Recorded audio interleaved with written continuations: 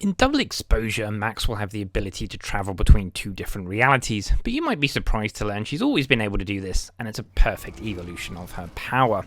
In the original Life is Strange, you're able to rewind time, or so you think. What Max is actually doing is switching consciousness with another Max from a different reality, probably why she gets so many headaches.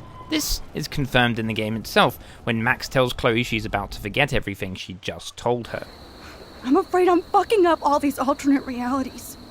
Wait, alternate realities? What do you mean, Max? What did you do? So listen, in a few minutes, I won't know any of this happened. Nothing. We absolutely have to stay in your room and do nothing. Then we explain everything to David, and we finally let him do his job. You'll have to tell me exactly what I did and said just now. Chloe also confirms this when she says, the real Max is back. I see that the real Max is back. So how was your time trip, dude? Here's my highly sophisticated drawing to make sense of it. This is Max's timeline.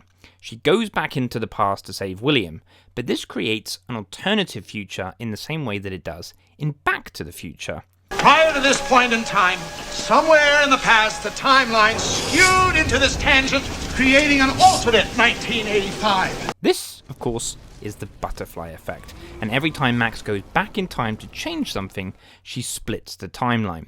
If you ever travel back in time, don't step on anything, because even the tiniest change can alter the future in ways you can't imagine.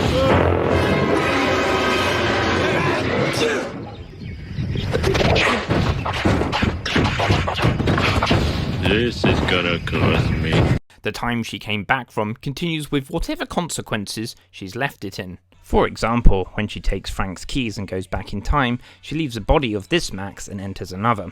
The Max that is left with Frank will have to pay the price for her actions, and what's worse, she won't even know how she's got herself into that mess. Which is why some of these Maxes forget what our Max has said and done. Groundhog Day is another example of a film whose rhetoric is similar. Phil experiences the same day over and over, so for this to work, the timelines are either being erased as he goes back to the beginning of the day, or they continue to exist, but his consciousness gets shifted from one Phil to another in another reality. Max is not so much travelling through time, but through alternative realities, which is why it makes sense she's able to do so in Double Exposure.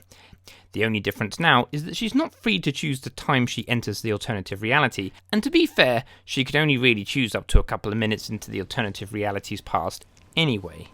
Max also addresses this herself in the nightmare dining sequence, which means Arcadia Bay has been destroyed many, many times. Who are you? Holy shit, are you serial? I'm you, dumbass. Or I'm one of many Maxes you've left behind. Can you get me out of here? Oh, so you want help? Thought you could control everybody and everything, huh? Twist time around your fingers? Please, stop playing innocent. You're a goddamn hypocrite. You've left a trail of death and suffering behind you. You fucked up time and space for your precious punk Chloe. You think she's worth all that? You know what? If you really think about it, maybe every player out there playing Life is Strange is playing in a different timeline. Food for thought.